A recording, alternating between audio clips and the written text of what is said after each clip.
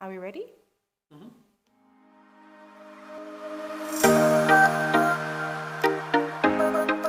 Hello, everybody, and welcome to Wine with Wida, a very special edition with the most amazing Donna Berry, who is the creator of Interplay. Donna Berry and her teachings and what she teaches many parents definitely shaped my business, particularly around understanding the importance of connection and how connection also creates communication, but most importantly, healing for many individuals.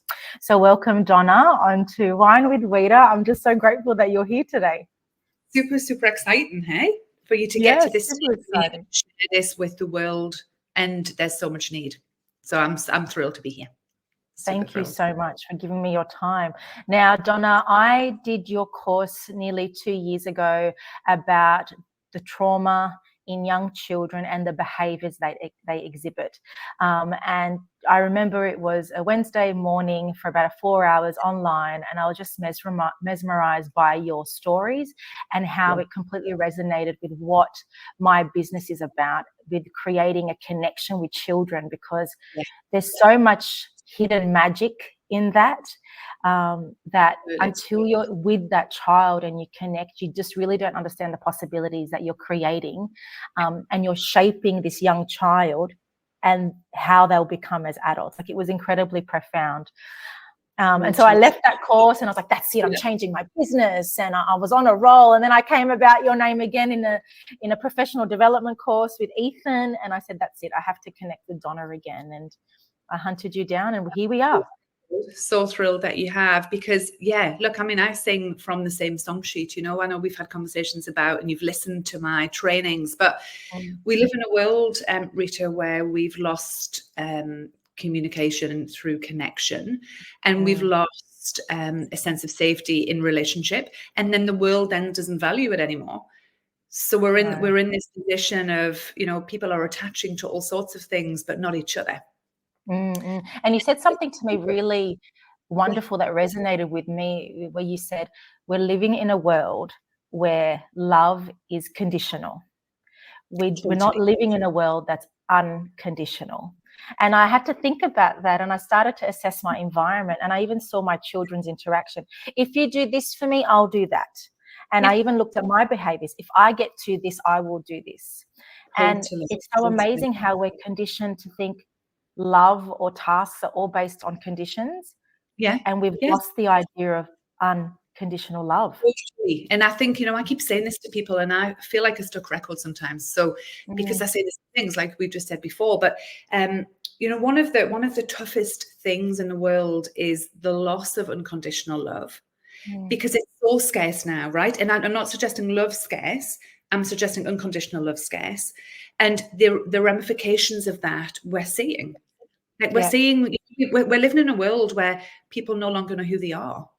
They no longer know who they are, because I'm not loved. I can't be loved for who I am. So then I'll adapt myself to fit, to, and I suppose one of the key things that I talk about is, we'll amend ourselves to attach. And I see it. We'll lose sight of who we are, to attach to those that we love. And that's a really challenging position to be in, because that is the biggest need we have as a human being. Our greatest need is for attachment, connection. We die without it as a baby. So then we live our life fitting into what other people expect us to be like or need us to be like. So then we live in a world of unauthentic people, live in a world of pain, because if you're not authentic, we know that that's obviously one of the biggest pains that we have, that we carry around with us. And that's for all children and adults. So I know we're here and you work with families and young children, but we've got adults living in the world who have never known who they were because of, because of the experiences in childhood. And it's this intergenerational trauma that's carried through as well, isn't it? Yeah. 100%. And I think this is a taboo subject, right? People don't talk about relationships, intergenerational trauma, attachment, because there's a fear. People are like, in judgment, what will someone think if I mention it? But I mean, what world are we living in if we don't mention it? There's no judgment to this, right? This isn't to say that anyone made this different in that moment. But if we stay ignorant to it, We're going to keep doing and using modalities and ways of being and ways of working that aren't actually effective. I agree. And I feel like everyone's got their own trauma, and it's a matter of owning it, dealing with it, and knowing how to express it and navigate it, so you do not continue those traumas with your children or future relationships that you may bond. It's in my early career, Donna, we used the word rapport, building rapport, and that was a goal as a student and in my early years of teaching. And it's always about building that rapport instantly to achieve your therapy goals. But I guess when the complexity of children change, for example, children on the spectrum that are autistic or have developmental delays, building rapport can take time. And it's about understanding that rapport or connection needs to be child-led. We cannot force a connection. We cannot force communication, but we have to follow a child in their own space to create that gorgeous connection. So true, Rita, and it's so true, right? Because we've got children and adults, right? And let's just put this, let's start with this bit. All of us are searching for the same thing in life, which is safe, secure relationship, right? It doesn't matter what age we're at, doesn't matter what stage we're at, doesn't matter what our diagnosis is, it doesn't matter whether you're neurotypical, neurodivergent, it doesn't matter. We're all searching for the same thing, which is a sense of safety in relationship. And I think you're totally right. You know, what happens though, we live in a world now where we don't understand communication. We wait for someone to verbalize something, right? We live in a world, even if we think about things like, you know, this will resonate probably for your families, but we live in a world of, you know, say even child protection, right? Just as an example, child protection, use verbalization is factual information, right? But let's think about the way we communicate. 70% of our communication is non-verbal. We just want children to tell us, guide us, or are we following a lead that is actually non-verbal, unconsciously driven? And stop asking questions, stop, you know, all of the things that we automatically do think we're doing it right. We need to stop and really consider what we're like as human beings and what communication means.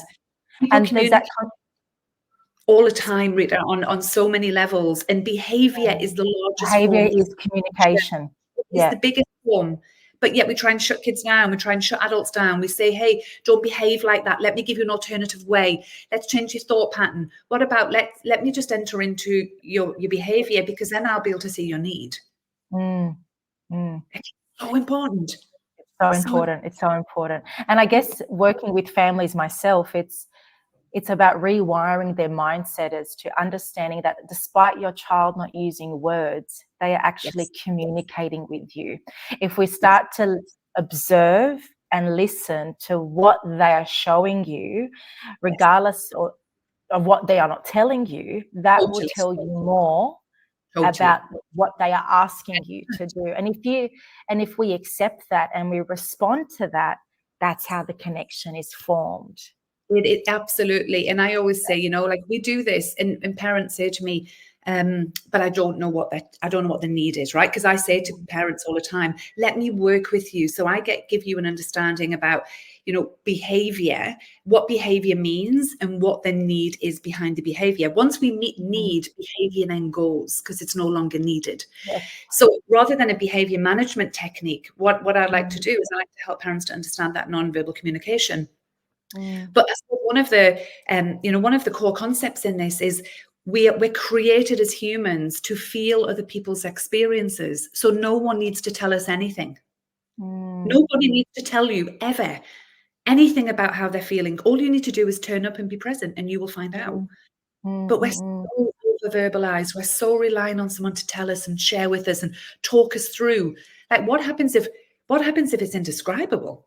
What happens I had a personal situation that happened over the weekend, and it just brought flashback memories of me as a child. So my eldest was invited to a party, and she couldn't complete a skating on the ice rink or something like that.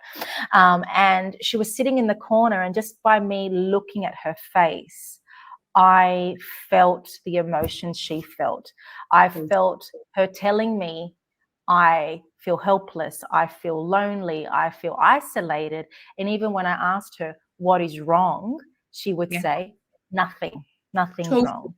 And I just felt this energy, Donna, and I just started to cry. I started to cry, and I said, That's Sophia, I attunement. feel you. I feel how sad you are.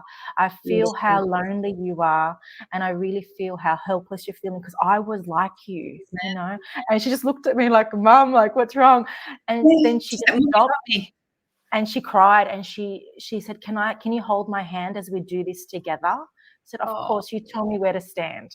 And in that moment, Donna, it was just so profound that I could feel what she was feeling, because I probably was that young girl where my feelings were dismissed, because who cares if you can't ride a roller skate? Like, who cares? That's not important.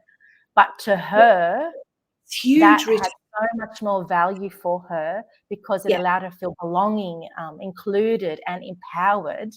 But when I was younger, that was so dismissed, and I just felt like I broke that for her. It was gorgeous. You know what we see, Rita? Thank you for sharing that, right? Because what we also see is we see parents, and I see this all the time, and I do sometimes do it. I'm a parent myself, right? 4 kids, and challenging and navigating and like sort of life. And there's sometimes that when you see someone who creates an experience for you to feel, right? So this our children do every day, and we can help parents to understand this. But when they're creating a situation and an experience for us to feel, what happens is sometimes we get exhausted and overwhelmed, and we don't want to feel it, so we try to change it.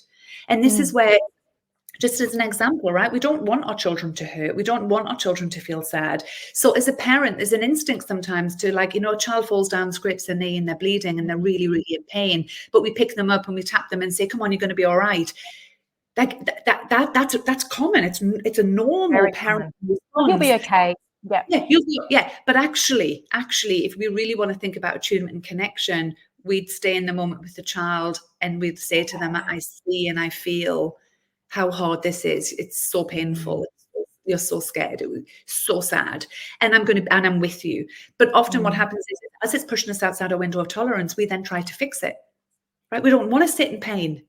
No, it's not a nice feeling. Our nervous systems aren't really fully created for that. They're always fear and pain and trying to tell us what's happening in the world around us and in our perception of experiences. But, you know, I think that that's just such a gorgeous example of all you need to do. And we're equipped for this because we have a mirror neuron system. All right. We just need to look at someone completely present in that moment, and what's happening in their nervous system equally happens in ours. We don't need to say me. We don't even need, we just need to, I feel like I see. I'm with you in this. And I guess, no, this is a very obscure example, but you can go to a complete stranger's funeral and you will cry for this person, not knowing who they are, but you just feel the experience that others are in, and you just know it's heavy. It's not a nice feeling. My nervous system can't deal with this, so I'll cry with you. Yeah, totally. I do that at the airport, Rita. Or even when I was watching Louis the other day. And I'm not with anyone departing, but I watch other people depart and I cry. And it's because I feel their pain, and it's also because I feel my pain. Like what were the last time I said goodbye, or so it's a really attuned, these are really attuned moments that we have. But parents often don't understand the importance of it. Our children feel safe when they're understood. Adults feel safe when they're understood. And we do this as adults all the time, Rita. Even as an adult, sometimes I struggle to put words, and I would class myself as relatively emotionally intelligent, but I struggle sometimes to put words to an experience. And that's not to say that I wouldn't create a situation for someone to feel me. Of course I'll do that, because it's unconscious, unmotivated. Yeah, like I'm not consciously doing it. What happens is my need becomes so great to be heard and seen and understood that I set up a situation for someone to understand my world. And I'm an adult. And you're an adult. Imagine what a child would do. Kids do it every day. You know, look at our babies. Babies don't talk, but yet they can communicate with us. We're so attuned. If we just allow our babies cry to penetrate our nervous system, we react and respond accordingly to need. Accordingly.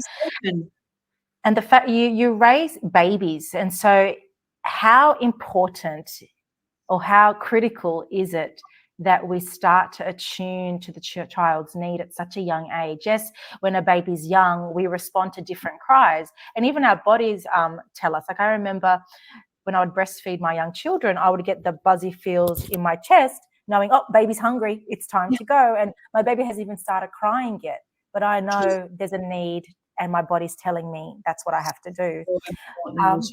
And so we respond to the cries of hunger, pain, fatigue, and so forth. Yeah. At what point, I wouldn't say at what point do we lose it, but at what point does it then transition into the emotional aspect? Okay, so I think that there's a little bit of a challenge in that, right? So and I think this is a really tricky thing for parents, right? There's a lot of responsibility on a parent to naturally know how to parent, right? That this is like, it's natural, it just happens. We just all do the same, we know. And unfortunately, that's not the case, right? Yeah. Because it's about and this is probably another time for wine with you, but there's intergenerational trauma is one of the biggest influences and impactors on whether or not we're going to be able to understand our baby's cues and cries and tune. So that's another podcast. We'll book another one for that one. Yeah, that's huge. Intergenerational trauma. Like you're saying, you're attuned. You could feel the need, right? And that's the word feel. There's a lot of parents, because of their experiences in life, and rightly so, because it's too painful, they disconnect from feeling. Wow. And this is where we get misattunement, and more misattunement than attunement. And everyone has moments of misattunement and moments of attunement, right? That's a healthy attachment style. But what happens for a lot of parents is they don't feel the experience. So they don't attune to their baby's need because they're not sure what it is. They didn't pick up the cue. Or maybe what's happening is when their baby cries and the baby's like, the baby has a need for comfort. The parent begins to not feel good enough, because when the parent picks the baby up to soothe, the baby doesn't soothe. And then the parent starts to get overwhelmed, and their nervous system then starts to become dysregulated. And then we have two dysregulated systems with no sense of safety. And then we develop patterns of attachment around these experiences. So, it's not parenting, unfortunately. Yeah. So from what I gather, you're saying, so a child, when they're dysregulated, are trying to get regulated, but the person doing that is someone who's already dysregulated. Does that mean the child? Right? Sorry, Rita. Yeah. So the key to this is, when a baby cries, and this is like our autonomic nervous system. When a baby cries, we'll already start to become dysregulated, because it's through the dysregulation we then attend, right? Yes. So we start, our nervous system, heart starts to beat faster. Like you said, you start to feel, and then we go and attend to. So we've got a mirror of experience happening, right? This is attunement. And what our infants and what our children and what our babies and what our partners and everyone around us are wanting from us in that moment is for us to then join them in that moment of complete attunement, and then bring them back with us to a sense of safety, right? The problem is we need to be able to regulate in that dysregulated state to do that. Do you know how people in the world who cannot regulate? Cannot do that. Yeah. You know what, the harshest thing in the world is that we say, I hear this especially with NDIS goals, independence and self-regulation, right? Especially for our kids. The two things that actually we don't really want, right? We want people to be interdependent, because that's connection. And we want people, and independence comes from many, many moments of being able to be dependent. All right. So I think that sometimes what happens is there's bits that we've missed. And then our brain develops around these experiences. And this is one of the challenges when we talk about neurodivergence as well, in the sense of, like our brains become wired according to our experience and environment and relationship. And we build relationships with our past experiences, that if we're always in a highly chaotic, dysregulated environment, that's our normal. And we respond well in those. So, but when we're something that's completely foreign, it's not healthy for me. Yeah. Okay. So And that's how you find partners and relationships. You need someone, or you respond better to someone who's from a familiar environment that you were raised in. Yeah. even And even that's if not it's good. healthy, right? Because Mm, it's safer to stay with what has been than it is to change. yeah. Unknown, fear of unknown, the fear of change Mm, is so huge that we stick with what feels familiar. So there's cycles. We call it this. We call it a cycle. You know, we call it a it does. pattern when we attachment Pattern. patterns. But you know, I think the world stopped talking about it because we were fearful of you know, like this isn't about shaming and blaming. This is about, hey, this is normal. This is actually, if we don't talk about this, how are we ever going to start to understand it and create change in it? Change and break it and break We need to give trauma. our parents, honestly, Rita, right? We've got so many services for children, right? Like Mm, as in centered and specific services just directed at kids. But what about our parents who were children who didn't have, mm, right? What about those? mm, What about not judging our parents as not good enough parents? What about, you know, I was in a meeting at in child protection, Rita, and I'll just give you a quick picture of this. But I was in a meeting mm, in child protection, and there was a family in there who had she was her children were being removed, so twins were being removed, and this lady had already had another child removed at an earlier stage, and she was devastated, right? And there was this assumption that she wasn't a good enough parent. She failed to protect. And I took some deep breaths because I was like, I'm going to have to really regulate through this. mm, And mm, mm. this lady looked at me, and you know, the chair of the meeting said, "Is anything you want to share?" And I said, "Well, actually, I really do." Because we're talking about this lady failing her children, right? But as a system, you failed this lady. Yeah. Because 70 years that family had been in the child protection system. Wow. 70 years. They had 70 years to break a cycle. That's not that lady's fault. And we are living in this all the time. Like, this isn't about who's to blame. This is about, what do you need to, Mm. how can I give you what you didn't have? How can I be what you need? And then change occurs, right? I love how you said that. What can I give you? What do you want me to be? And I guess parents feel, what can I get you? What services can I access? But Totally. sometimes it's simply connect with me, How understand me, totally. unhear me. What's Yep. that phrase? I see you, I feel you, I hear you. And it's very rare for people to tell others, I see you for who you are, not what you are portraying yourself to be. Yeah. Totally. And Mm, do you know that one of the hardest positions to be in the world, which is why a lot of therapists don't work this way, right? So Interplay is mm, relational, non-verbal. Can you imagine that we sometimes turn up and have to sit in 45 minutes of sheer pain without changing it? yeah. Is that we've lost the ability to be with. Yeah. Just to be with, not with an agenda, not with a plan, not ticking off goals, you know, not trying to create change, not trying to, not that we're so top heavy cognitively. What about just turning up? What Yeah. about turning up, showing up and being with? And I always say to people, or this is the feedback I get, Rita, when I work with really complex trauma. Mm, A lady recently said to me, when I'm in the room with you, my body is always back at the time that I was abused, right? So she says that to me. And she said, but you know the difference, Donna? This time you're with me. That's wow, massive. Donna. That's It's massive. massive. And if and you know what someone could say to me, Rita, so Donna, what do you do in session? Because you only do relationship. And I'm like, do you want to have a Mhm. shot at doing relationship? Because it's actually, people don't do it, and people don't do it very No. well. And Donna, you saying that just even changed my perspective with how we assess a child. Now, traditional models back earlier in my career and at university, we were sold the idea of initial assessment and therapy commences after. And it does make sense to do it in that kind of sense when you're completing a standardized assessment.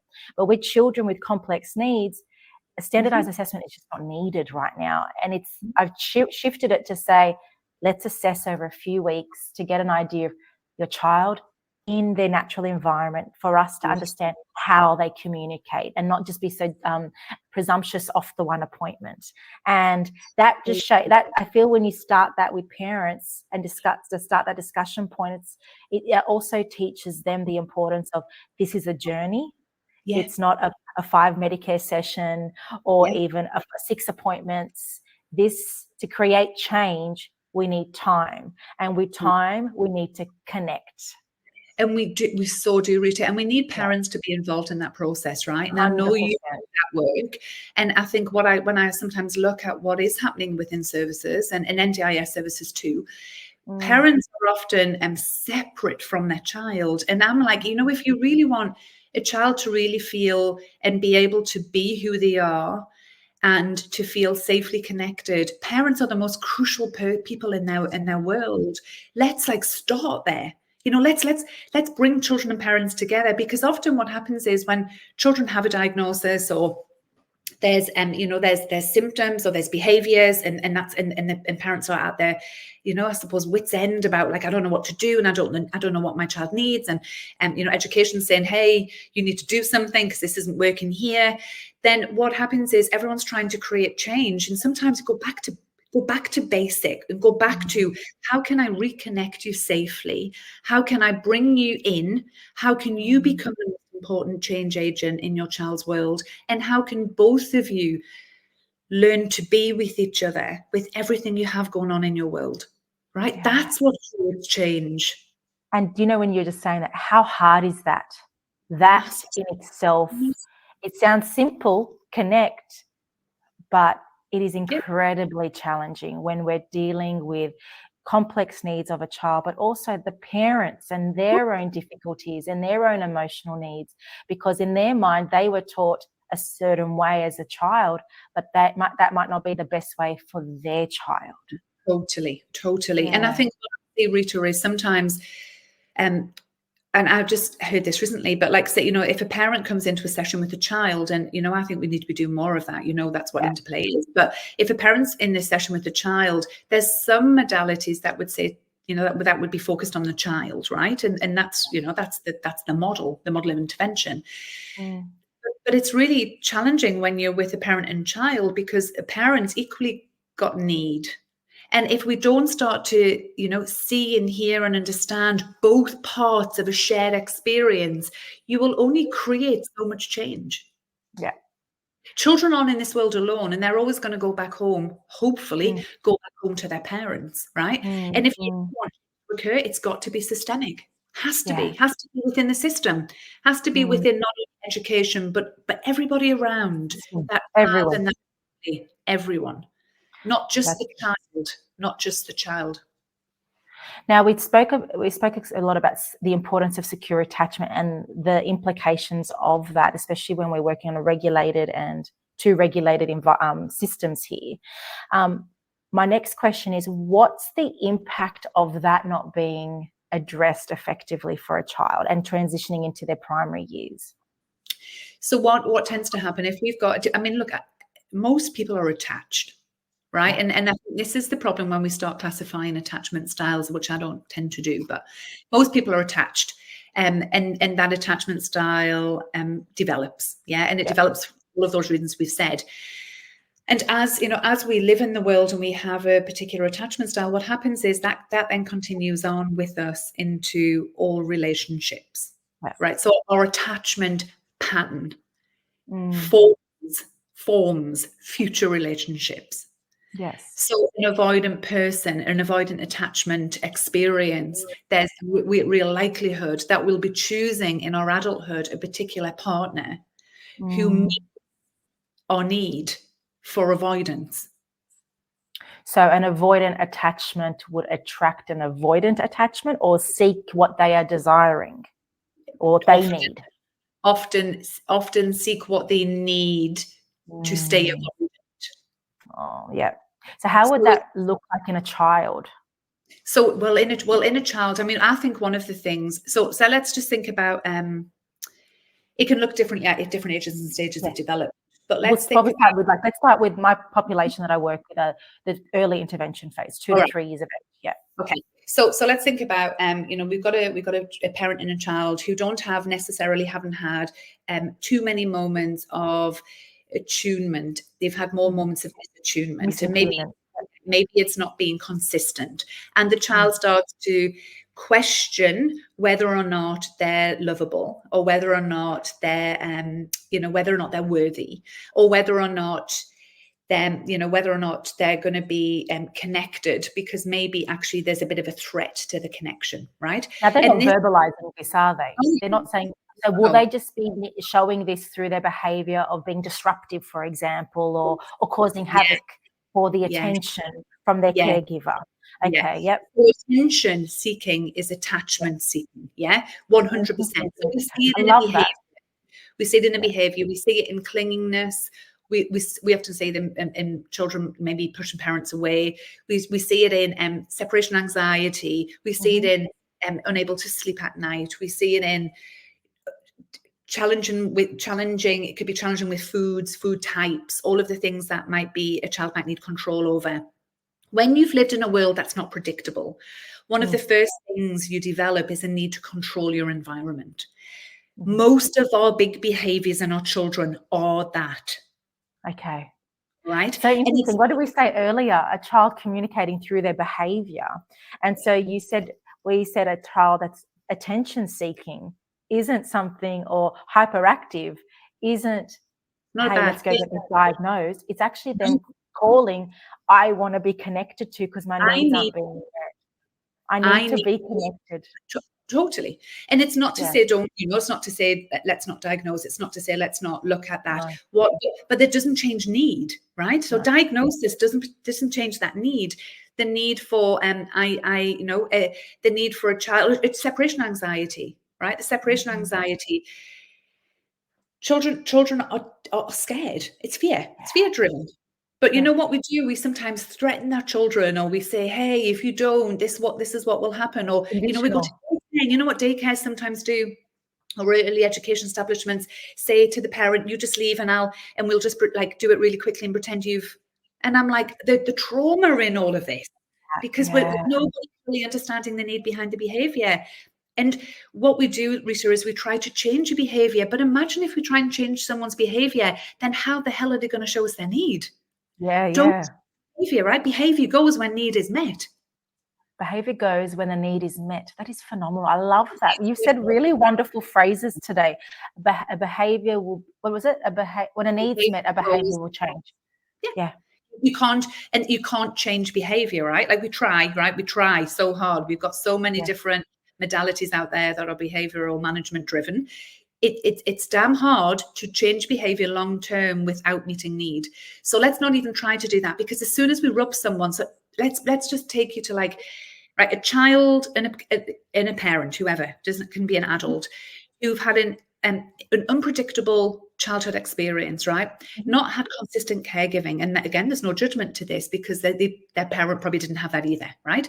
No consistent caregiving, unpredictable childhood, and often feeling quite fearful. As they're growing up and they're developing a need for control, and it's fear-driven, and the need for control is so important to them, right? So for a child, being in charge keeps them safe, right? Let's think about it. Safety is a primary need to manage our world. If we rob them of a sense of control without creating safety, they become more vulnerable, and behaviors get bigger. It will get bigger. The need gets louder. The need gets louder. So this is that early stage, and then let's say these needs aren't being met and the behaviors continue into primary school. Then we get aggressive type behaviors and more avoidance of interaction. Yeah, we could do both. We could get the child who's the class clown, the one who's jumping around, making a big scene, challenging for the teacher, the one who's withdrawn, who doesn't communicate, who's really disengaged. We can have friendship troubles, friendship issues. We can have separation issues. So it plays out, and we can have children. So and this is really important too when we look at education, but if a child is living in a dysregulated state, right? So their needs not being met for safety and regulation, co-regulation, because we need that from they're going to be at school, And what the first thing that we need to remember is you can't learn in a fear state. No. You have to feel safe to learn, right? I mean, come on. So then but then you know what we're doing? We're looking at these children, and this is, I get passionate now, Rita, right? But we're looking at these children. Bring it. Judging them based upon academic performance when they're not even in a position to learn. And we're reinforcing that they're not good enough. Yeah. What the heck are we doing, man? What's that even telling us? And What then are we doing? the fact they've got these feelings of I'm not good enough in an academic setting, imagine how they'll transition that into a workplace setting or a social setting. Or everything. It's knock-on effect. And that's what happens now. Like, I look at the world and I'm like, if somebody could just stop, right? And then really stand up and oversee all these services that's happening, even down to domestic violence. And we'll come to that at another time. But somebody would look and go, actually, you know what? There's a bit missing here, right? Let's not open, you know, like teachers are pulling their hair out. And I'm like, rightly so, because you're teaching kids who can't learn, not because they're choosing to learn, but because the family system hasn't had support to create safety. So everyone's stimulated enough and socially engaged enough to. I like to simplify what we've said. So limited attachment when a child's younger can then transition into learning different attachment styles, and a child may develop, I think you said, avoidant or anxious or whatever attachment styles they may have, and their behavior displays this, which then, if it's not addressed, if their needs not met, their behavior just gets louder, more flamboyant, if that's the way to describe it, more apparent, and that transitions into their schooling. And because what was that quote you said about learning? They cannot learn in a fear state because of all those difficulties and concerns that they were not met at a much younger age. Okay, so I feel like, Donna, I can talk to you for 4 hours and we would never have a resolution, but there are many moments that I'm like, yes, yes, yes. So this goes back to when we're working with young children with communication difficulties. This is the idea that play is incredibly important, because that's how they learn best, and particularly following their lead and building that connection is incredibly crucial in the initial stages of an intervention journey. So my role is directly working with the child, but also supporting the parent. We mentioned that parents also need to have their needs met. In my capacity, I don't have the services to do that. Is this where we would interact with Interplay to support the parents, which will then, it's like a multidisciplinary approach together? So important, Rita. And I think that's the key to this. The key to this is not one person can do all bits, right? But that's what I would be saying is your intervention becomes even more therapeutic in the sense of creating change if I can hold the parent and child's relationship. And it's so about interesting to say that, because sometimes I'm like, there's a block. And I'm sure many speech therapists that follow, and even allied health therapists, there's always like a block in treatment. And although we're achieving goals, but I sometimes feel like there's just something missing. And I say, when the parents say, oh, they just respond so much better to you than to me, or they actually love it when you come, but I can't do the goals that you're doing when you leave the session. And it's a matter of, but why? Why is that happening? What's going on? Totally. Because if I could work with that bit, right? If I can help parents to understand not only themselves, but their child, then the communication's understood. Not only the parent's communication, because the parent has needs too, but also the parent and the child together can understand each other, right? Yeah. From there, we create safety. From safety, your intervention is going to be able to be obviously even deeper, because we need children to be as socially engaged as possible, especially for speech therapy. Yeah, for communication. If you're in a fear state, it's very difficult to do speech therapy. Yeah, we need absolutely safety that would be developed, and obviously we also know, this is another podcast again, but we know about the brain and how the brain we can create change in new neural pathways. That's the bit that I would be doing in my work. I would be helping them to create some neural change to be able And we all know that neural change is so important by under the age of 7 or 5. But what if we see a child that's older, 10? Well, We can still create change, can't we? I You work mentioned with something in your course about that. Yeah. Yeah, I work right across the lifespan. Mm, The oldest person I've worked with is 90, and we okay. we created neural change. So there's still plasticity. It's Yeah. harder and longer, but imagine no matter what age, all of a sudden somebody's seeing who you really are and meeting your need. That's what You life's about. change that person's life, like their Life's future relationships, the work that they get involved. Like that's huge. We play such a pivotal role in these children's lives. work at the end of life. For someone to leave the world knowing it's the first time they've ever been seen and heard and fully understood, that bit of work was profound. So Wow. And it's interesting. I read an article the other day. A few years ago, obesity was the epidemic of a global epidemic. But I feel particularly after COVID, loneliness is becoming a global epidemic. That's And why when we we look at what, addiction. so a social, what was that? Sorry? We've got an increase in addiction. Yeah. And we look at the reasons why. What are the reasons? Lack of connection, lack of people being their true self or being seen. Yeah. And that in itself, that makes me so Yes. sad that we're living in a world that's incredibly lonely. So then we're all addicted. Not all of us, but lots of people. Huge. We've got like a really high number of addiction. The addiction statistics in Australia are huge. Yeah. Because if you can't get your need met in a relationship, you'll get your need met because you have to. And mobile phones, alcohol, drugs, pornography, that goes with it. Food, social media, everything. It's huge, and everything. So it's so interesting. All those addictions are so easily accessible, but so is talking to people. Why are people so scared of doing that? Because they're so scared of showing who they are. Totally, they don't even know who they are. They don't even know who they are. Oh, Donna, I can keep talking on, and we're going, like, I feel like we're talking to different paths here. Let's wrap back to children. Let's go. So we know the essence of connecting for communication aspects, for emotional development, communication development, and also sensory regulation as well. What was my next question I wanted to ask? What tips can you provide parents listening now, especially with the young children that have a disability? Yeah. Regardless of the disconnect. What tips can you give parents to help them in this process? I would be suggesting that they watch for behaviour, right? Then I'd suggest if they can free themselves up for like two minutes in that moment and get down on the child's level and just connect with their child and see how they're feeling, tapping into their own feeling and experience, and the parent, right? How they're feeling?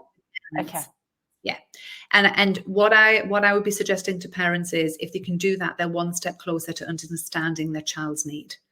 Yeah. And let's just say this, right? And this is one thing I say, and often people who have like hurt people hurt, right? Hurt people. Yeah. Hurt people. And I'm saying that just as an example, because what happens is, sometimes we look at a behavior and when a child's lashing out and screaming, and when a parent goes close and they can't console a child, and the child's having a meltdown and a tantrum, and the parent's like, God, I don't feel good enough, I'm embarrassed. There's a huge likelihood it's an interconnected moment, and that they're not far from the child's experience. Yeah, it's like a shopping center tantrum of a child, and the parent finding it really hard. Might even say, you were that child having a tantrum, but your needs weren't met, so you therefore don't know how to meet your child's needs. Absolutely. Or it might be that, when the parent's overwhelmed in the shopping center because the child's having a tantrum, the child's also overwhelmed because they're having it. Isn't it amazing experience? So it's like a parent's so close. Parents are so close to their child's experience if they just understood it. When you said that there, with that, because a child feels the parent being overwhelmed, can that even go back to in utero? How should this be another topic, or can we touch into that? That's another topic. I reckon it's a huge topic. We should have a Donna series. We know that in utero trauma has the most profound effect in impact. Yeah. And I think it is another story because we don't want to give little bits and not all of it for people to understand. But yeah, definitely, it's all interconnected. That's why we talk about on a genetic level, epigenetic level, intergenerationally, it's all fed through, and it didn't just begin. Right? There's multiple parts to this, and I think it's about understanding all components to really fully understand someone's world, and no judgment. This isn't about judgment. Parents do their bloody best. They do. Honestly, It's so hard.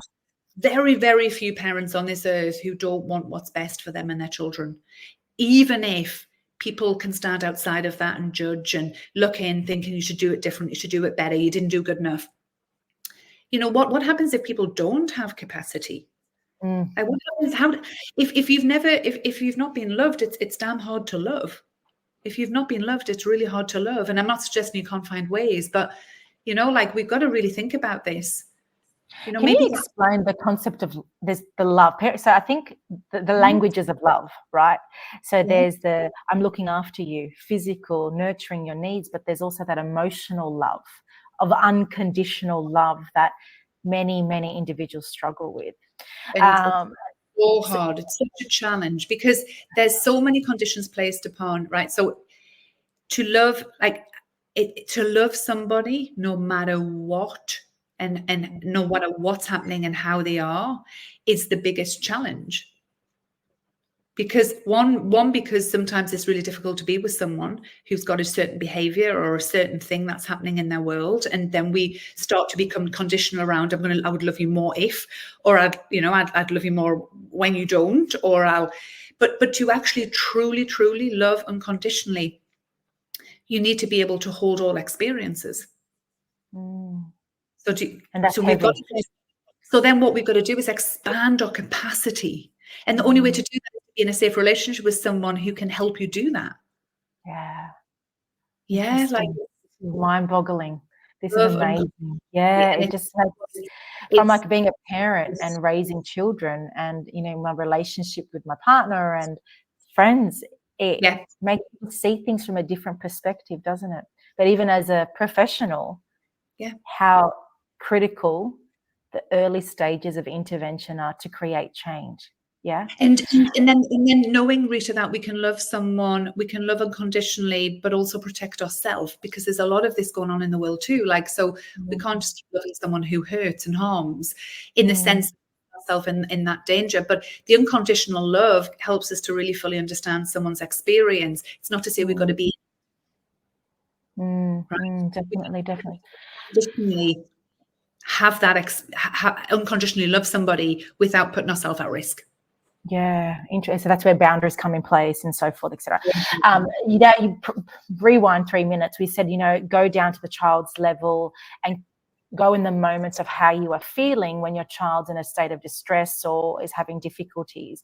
By a person tapping into how they are feeling, they could say, okay, I'm feeling anxious, I'm feeling overwhelmed. What does that do for the purpose of the child? What I would be doing is, so what happens is when we really connect to our experience and we're both feeling the same, because that's pretty much what happens, right? Like, it's really hard to not get dysregulated when you're with a dysregulated person, child or adult. So when we both start feeling the same, then there's an acknowledgement. And through the moment of acknowledging and verbalizing, we have an interconnected moment of attunement. And it's safety. So like just as an example, you know, I'm just going to let me have a quick think of an example. But I mean, I might be with just one of my kids, right? And we had this thing around food the other day, and there wasn't any food that she liked in the cupboard and all of this sort of stuff. And I could feel myself, when she was saying it to me, I could feel myself getting dysregulated. And I had a feeling of not feeling good enough, right? This feeling came up when I just stopped and thought, I'm really privileged that she's setting me up to feel what it feels like to be her. And I stopped for a second, and what I responded with is, wow, when you said that, I wanted to defend myself, but actually really what I was feeling was not good enough. And I'm wondering if you're feeling like that too. I'm here with you. That's all, you know. And it doesn't matter whether our young children can understand the verbalization, because actually what we're doing is we're just putting all components to an experience of interconnectedness. Like, you know, if I'm with someone who's scared, and they create fear in me, because people do this all the time, you know, even in partner relationships, my response might be something like, it's just so scary, right? Because it's a joint experience of fear. Like, you. I'm with you. Mm. You don't need to do that any harder or any louder because I'm already feeling it. I'm scared. And I think I'm just visualizing what that moment would be like. You know how people just sometimes sit like this, and they're just like, by saying to a child, I feel you, I know it's scary.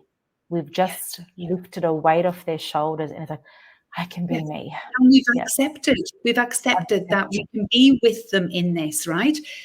That's acknowledging it and not changing it, not saying to them, but what I'd like you to do is do it differently. Take 5 deep breaths and do it like this. By just acknowledging it, what they know is that we can turn up with them in those big feelings. This is so profound, Donna. This is amazing. In terms of what Interplay offers, could you dive into that, and how can parents access this? And I'm just even thinking sometimes parents need to access your services possibly before we start, or even working together, because I feel a multidisciplinary approach is always effective. There's no one set way to do it. And it's really the essence of education is so vital here. It's unfortunate that when a child gets diagnosed, they're bombarded with all this money and services that they have to get, that they think they sometimes need to access speech, OT, psych, physio, all in the one. And rather than seeing us as individual services, how about we collectively work together to work on the goal? And the goal is that start at the base, the foundations of what your child needs. Totally. Starting with basic need and then moving forward from there. Totally. So, and I'm with you. That's what I think should be happening. I think that would be the best way to run service. And the way that we can work with them is I can work with the parent and child, and the child, separately if need be, where I do it like this. So I do it online to help the parent and the child to understand not only themselves but each other. And I work with all ages. And then I also have a parenting program that's 10. So it's literally like 10 modules where I get them to be able to listen to, it's called The Nest, listen to my recording, understand the subject topic for that week, and then have a special playtime with a child where they start to connect through play and behavior using what I've taught them. So this, and I suppose the most important part about this, Rita, is a lot of our parents have more than one child, and not all children are going to have a diagnosis and necessarily going to have funding, but all children are also impacted by all experiences. So what I want to do in the work that we do is that we give them an ability to be able to work with all of their children and understand all of the children's worlds, which then will create systemic change, create a sense of safety, establishing and re-establishing that safe, connected relationship after diagnosis, before diagnosis, doesn't have to be at a certain point. And then that's everybody else who's working with that child, like all of the other allied health professionals, a child who's way more regulated and coming into service more regulated, so it's more effective. Yeah, absolutely. And just to record, a child doesn't need to have a diagnosis to work in these goals. I feel like this is universal. This needs to be implemented in preschool settings, or even before children go into preschool or daycare, because it's incredible. It's life-changing stuff. Yeah. I think, that's what I talk about it being universal. And what I mean by that is, across the lifespan, but also for any experience. It's a human, it's for human. It's human. It's what we all need. It's what we all need, no matter age or stage of development. Donna, this conversation, I can keep talking on and on and on. I find what knowledge you possess and the content and how life-changing it is for me as a professional, but as a parent, every parent needs to hear, every individual needs to know this, especially in the world that we're living in. So if parents to reach out, they can just go on interplay.com.au and to contact you. Or you can send me an email to donna@donnaberry.com.au. Send me an email to Donna. The keynotes in the notes of the podcast. And beautiful. Email, and we can definitely connect. I work with children with NDIS. I work with children who have experienced trauma, and I work with adults too. Yeah, there's no age limit. The parent and the child. And I love the idea of coming back. You being another guest again and discussing the importance of a child in utero and Oh, what yeah. happens. You know, that's another topic. I'd love to dig deep into that. That would be such a good topic for all of your families that you. Yeah, definitely. That we'll book that time in. But also intergenerational trauma. I feel, regardless of what culture you come from, there's trauma, intergenerational trauma everywhere. And I guess I'm a big advocate of empowering. And when you empower through education, you create change rather than assumptions and your own research about it. Because without that, we cannot create change. Yeah, I think that they will be two really, really cool podcasts. So needed, so needed. So needed. Definitely, we'll organise that. So, Donna, before we wrap up today, I do this thing where on my morning walks with my girlfriends, I wrap up the conversation with what's the word of the day that will make you a better version of yourself for tomorrow. So today my word is presence.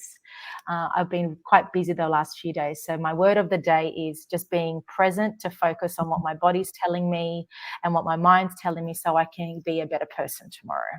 So I ask you, what is your word of the day? Ooh. My word of the day is connection. Okay, beautiful. Why? Because it's one of the most vital components of what we require. And connection is connecting to self or to others. It can be either. And it's so important that we focus on it and that we spend time on it, because we live in a world, crazy busy worlds, where we're on technology, where we've disconnected. And I think even taking, 2 seconds, if we can, to look up and to have, right brain to right brain contact, eye contact, the human, will be amazing. That would give us a day tomorrow. What a wonderful way to end this podcast. It's all about connection, how important it is, but also so important to connect to yourself as well. Right. Yeah, Donna, you have changed my business model and my practice. Your work is incredible, and thank you so much for coming on and sharing your magic with me and whoever listens on Wine with Weeda today. And honestly, cheers. No wine glass, but cheers. Cheers to creating change and letting individuals, particularly children, be seen, be heard, and to be felt at the same time, which is incredibly needed in our life right now. So important. And look, thank you for doing this. This is what the world needs, eh? Does definitely. Well, you have a gorgeous afternoon, and we'll be in touch soon. Beautiful. Awesome. Thank you, Donna. See you. Bye. Bye.